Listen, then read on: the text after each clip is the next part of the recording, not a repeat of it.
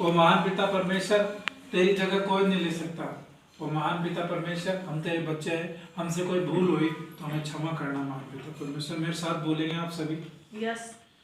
हे परमेश्वर, हे परमेश्वर, अपनी करुणा के अनुसार, अपनी करुणा के अनुसार मुझ पर अनुग्रह कर, मुझ पर अनुग्रह कर। अपनी बड़ी दया के अनुसार, अपनी बड़ी दया के अनुसार मेरे अपराधों को मिटा दे, मेरे अपराधों को मिटा दे।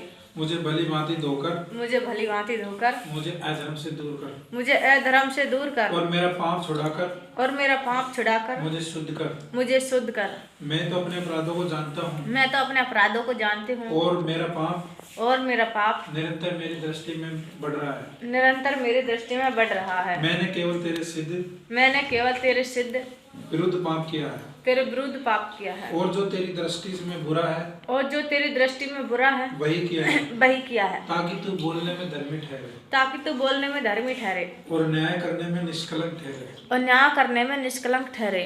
देख देख, मैं तेरे अधर्म के साथ उत्पन्न हुआ, मैं तेरे धर्म के साथ उत्पन्न हुआ हूँ, और पाप के साथ अपनी माता के घर में पड़ा हूँ, और पाप के साथ अपनी माता के गर्भ में पड़ी हूँ। देख तू हृदय की सच्चाई से प्रसन्न होता है, देख तू हृदय की सच्चाई से प्रसन्न होता है, और मेरे मन ही में ज्ञान सिखाएगा, और मेरे मन में ही तू ज्ञान सिखाएगा। जूफा जूफा इन्हें बोलते हैं कि सफेद बर्फ से, जूफा कि देख जूफा से मुझे शुद्ध कर, जूफा से मुझे शुद्ध कर, तो मैं पवित्र हो जाऊं, दो मैं पवित्र हो जाऊं।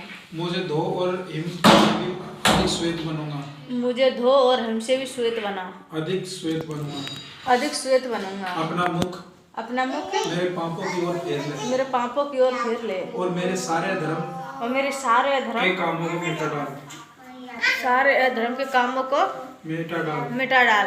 हे परमेश्वर, मेरे अंदर शुद्ध मन उत्पन्न कर, और मेरे भीतर तेरी स्थिर आत्मा नए सिरे से उत्पन्न कर, अपने किए हुए उद्धार का हर्ष फिर मुझे फिर से दे, और उदार आत्मा देकर मुझे संभाल, तब मैं अपराधियों को तेरा मार्ग सिखाऊंगी, और पापी तेरी ओर फिरेंगे। धन्यवाद पिता परमेश्वर, इसके लिए कोटि धन्यवाद देते हैं। थैंक यू जीसस, जो आपने हमको वचन दिया है, प्रार्थना दी है मेरे पिता परमेश्वर, उसके द्वारा हमें वचन दे। तो मैं आपको बताऊंगा कि यीशु हमारे लिए मारा गया, गाड़ा गया, और फिर से 3 दिन के लिए जी उठा। हालेलुया।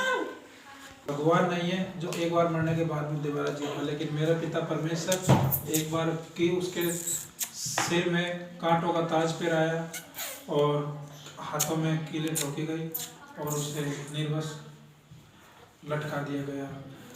फिर भी परमेश्वर ने उन लोगों को आशीष दी, और पापी लोग फिर भी उनको विश्वास नहीं था, क्योंकि उसने पहले भविष्यवाणी कर दी थी कि मैं फिर से वापस जी उठूंगा।